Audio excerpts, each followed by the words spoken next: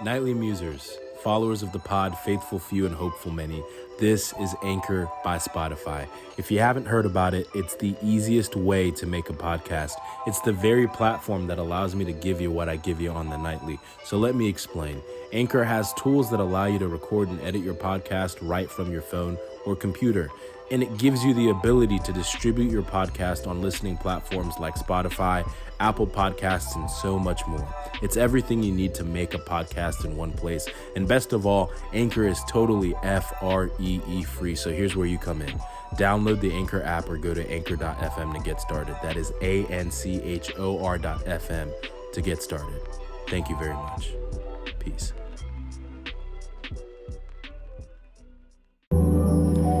Y'all, I had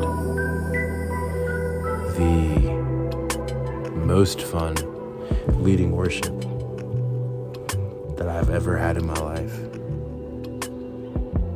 so far. Last night was an absolute dream, leading worship with some friends at U-City. It's a church that my church is helping plant or support. And,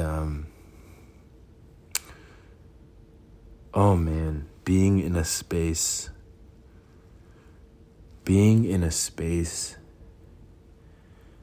where conventional labels can't fully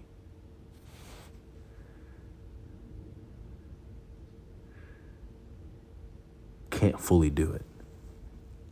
It's a multi-ethnic church. That label fits, but it's in its truest sense. You go into the space, there's tons of black people, but you can't call it a black church. There's a bunch of white people, but there's not enough to call it a white church. You see other races, true multi-ethnicity, not just black and white, but you see the nations in a room. Different continents represented. Within those continents, different countries, Nigeria, Zimbabwe for reference, and others, African American, white, Asian, Hispanic, you name it, in the room. Screaming our lungs off, dude. Screaming at the top of the lungs, top of our lungs, in worship.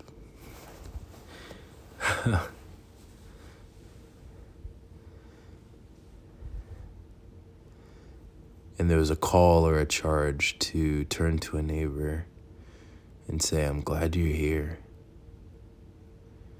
Now let it all go. And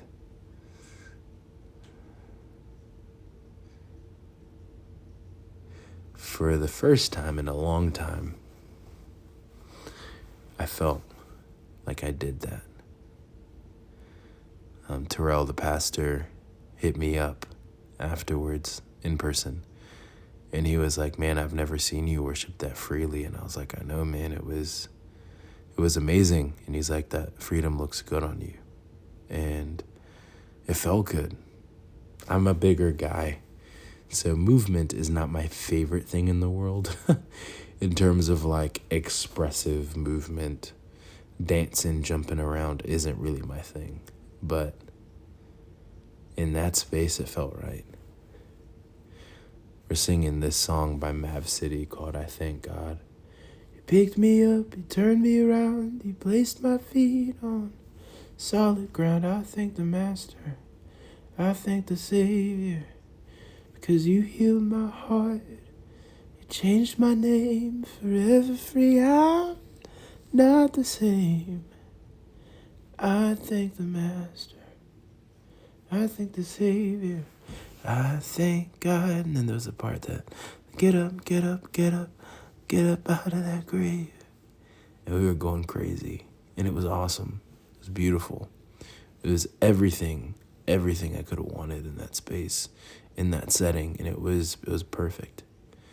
And it was a really sweet moment. And I'm extremely thankful for that time. because it reminded me of when I was a kid at my home church that I grew up in. I'm surrounded by, there weren't a ton of guys in the choir, so I'm surrounded by my sisters and all the aunties, and Auntie Janet just poured into me in terms of what it looked like to worship freely. And it wasn't through something she said to me specifically, but it was through watching her watching her every Sunday, watching her lead, watching her engage with the congregation with total confidence in God and what he called her to do, and seeing just how that just rubbed off and radiated on everybody else, seeing her fall to her knees in worship and just pour out. And it was beautiful. It wasn't showy. It was authentic and personal and intimate and absolutely wonderful. And for a moment yesterday, I just let go and didn't try to be something that I wasn't, but I was everything that I was because the song was bringing it out of me. And it was awesome.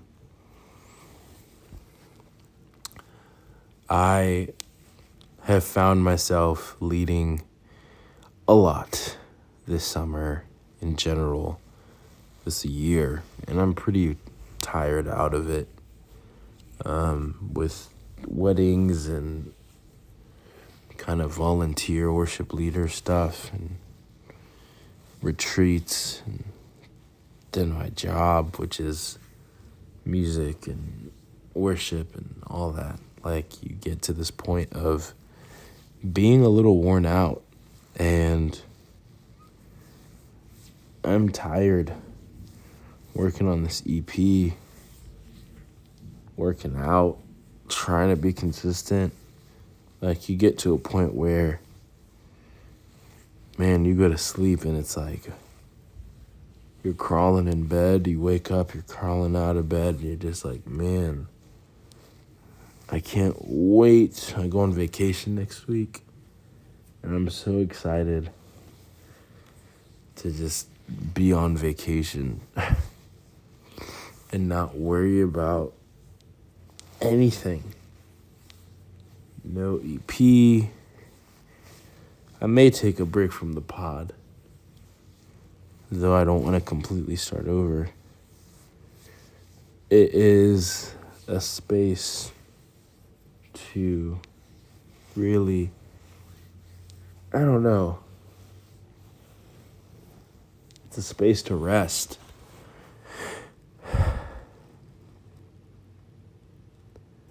Hopefully y'all didn't hear me like rubbing my face incessantly during that 5-minute break. Leading worship is an emotional and physical and spiritual investment. Somebody was talking about this girl named Christina. Shout out. We were chatting because we were rehearsing for the retreat next week, and she was like, man, I woke up the next day feeling light. And I was like, I woke up the next day feeling hungover. And it was in the moment when I'm jumping around, heavy as I am, screaming, shouting, spinning around, enjoying myself. I felt light. I felt joyful. I felt energized. I felt like all of the good feelings. But when I woke up the next day, oh my gosh, I knew beautiful things took place. I knew that worship was there, that it really happened, and it was palpable. But I also felt really exhausted and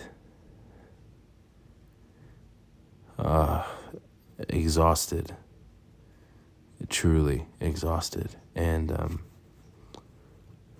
I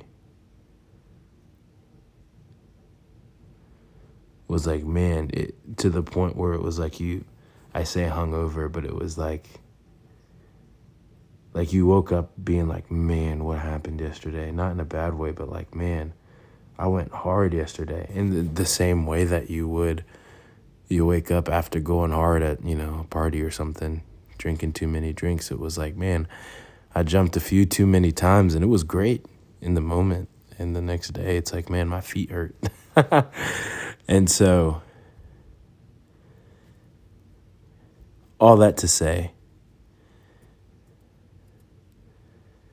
it's a lot of pouring out. But man, was it worth it to feel that freedom, to feel that lightness, to feel that joy in the room, that energy, the fellowship of the nations converging in one space, in the round, with phenomenal musicians and even greater worship. To be free, to let it go, to let go. And worship was a core memory, as those who are Inside Out fans say. A core memory was made. I don't want to forget it. I said that weird. I don't want to forget it. So before I fall asleep, thank you for those who were there that listened to this, for being a part of that, and being a reminder that even in the moment, God can be your strength when you are weak. Those that wait on the Lord shall renew their strength. They will mount up on wings as an eagle, and they'll soar.